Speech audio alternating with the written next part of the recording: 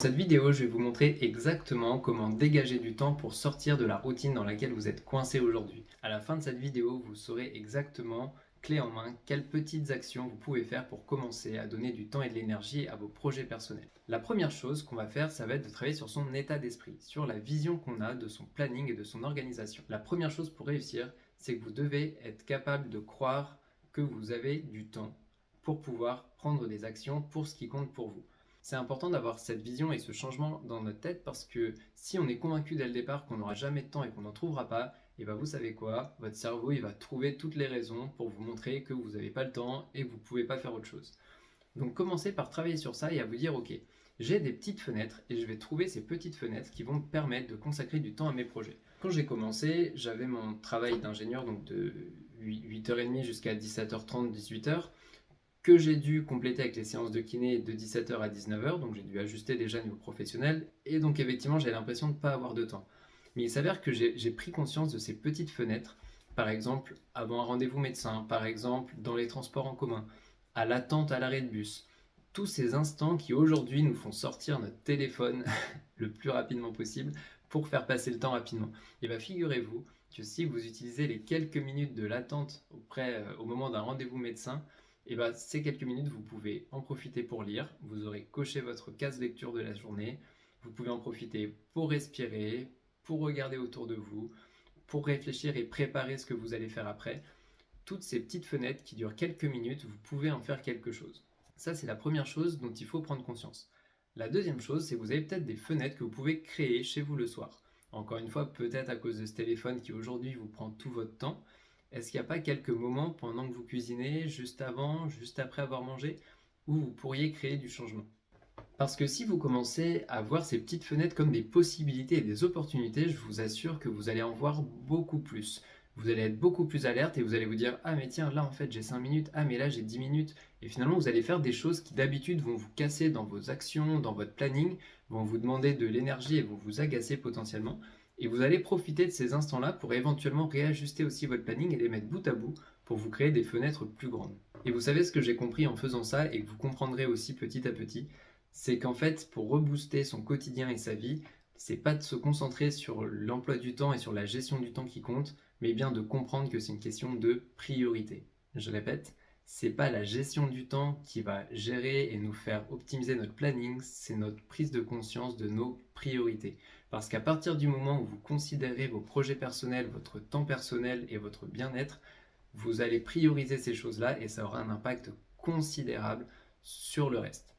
Pourquoi? Parce que c'est pas juste une question de structure et d'organisation, c'est aussi une question d'énergie et c'est important de prioriser son énergie et de l'investir dans ce qui compte pour soi. Si la vidéo vous plaît jusque-là, je vous invite à liker et à vous abonner pour ne pas manquer les suivantes.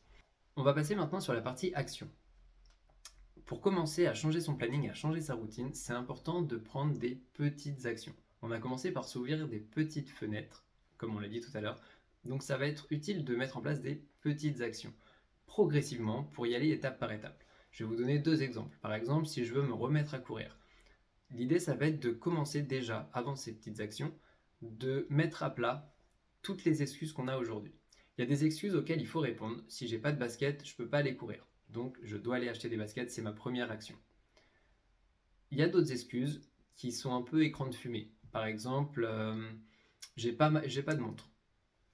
On n'est pas obligé d'avoir une montre quand on se lance, on peut juste y aller au feeling, juste se dire ok je fais le tour du pâté de maison, je verrai combien de temps ça prend, voilà, on n'est pas obligé, c'est pas indispensable. Pareil, si je veux écrire un livre, j'ai juste besoin de commencer, d'avoir un stylo, une feuille, ou alors un ordinateur, mais juste quelque chose comme ça. Si je l'ai pas, je ne pourrais pas le faire. À partir du moment où je l'ai, d'avoir les idées ou autres, ou une structure ou un process d'écriture, ça peut être utile, mais c'est pas indispensable pour la mise en action.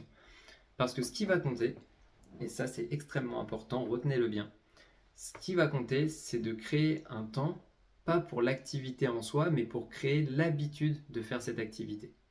Et donc pour faire ça, on va essayer de trouver des moments dans notre journée où on va pouvoir répéter ce process jour après jour. Par exemple, je vais vous raconter la petite anecdote d'Alexandra, ma cliente.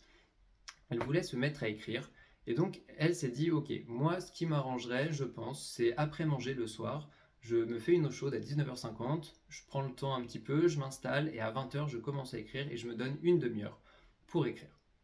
Ça, c'est un moment facile à répéter chaque jour parce que son planning, pour le coup, ne dépend que d'elle et elle peut le faire chez elle en le mettant en place, en créant un espace pour ça dans sa chambre, sur son bureau. Maintenant, vous allez me dire, oui, mais il y a des fois à 20h, je rentre du sport ou alors j'ai un apéro.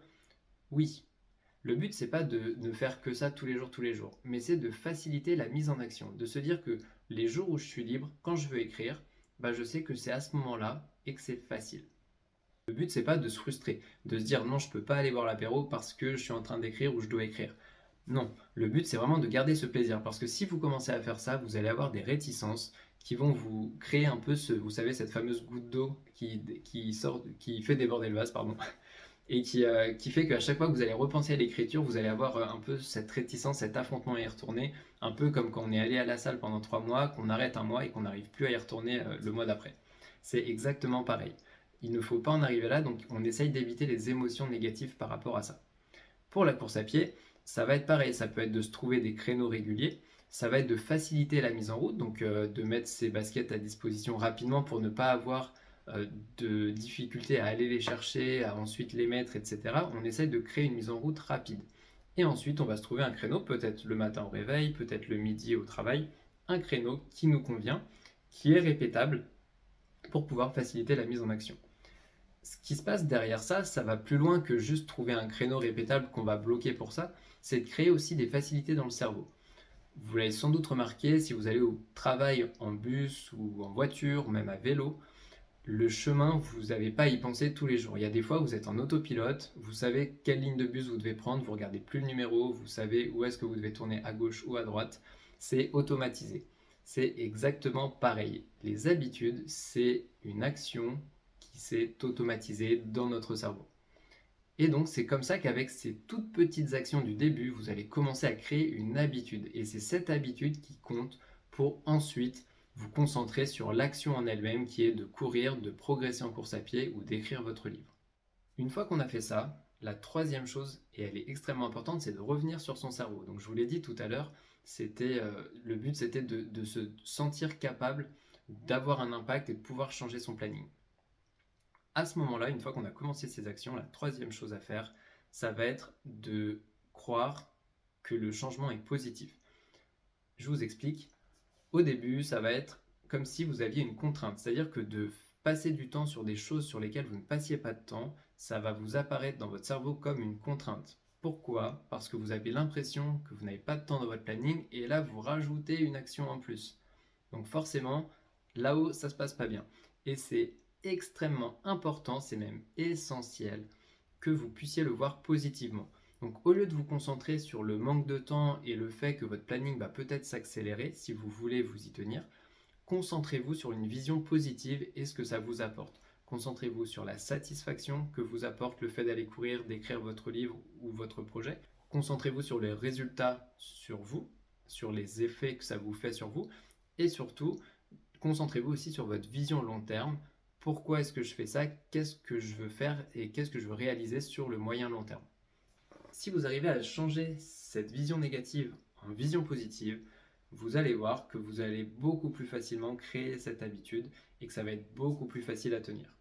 Et je vous assure, ce que je viens de vous dire là, c'est extrêmement important. Pourquoi? Parce que si vous avez conscience que vous pouvez changer les choses comme ça, vous allez prendre conscience que vous pouvez tout changer. Voilà pour ce process pour pouvoir mettre en place des petites étapes et commencer à sortir de votre routine. Si vous voulez en savoir plus sur le process plus global Life Reboost dont je vous ai parlé et si vous voulez être soutenu dans la démarche et sa mise en place, je vous invite à cliquer sur le lien ci-dessous pour aller voir la vidéo principale de cette chaîne qui vous explique de A à Z ce process complet pour vraiment retrouver du temps et de l'énergie à investir dans vos projets personnels. Et surtout, je vous invite aussi à vous abonner pour être sûr de ne pas manquer les autres vidéos qui vous apporteront de quoi avoir un impact sur votre planning quotidien.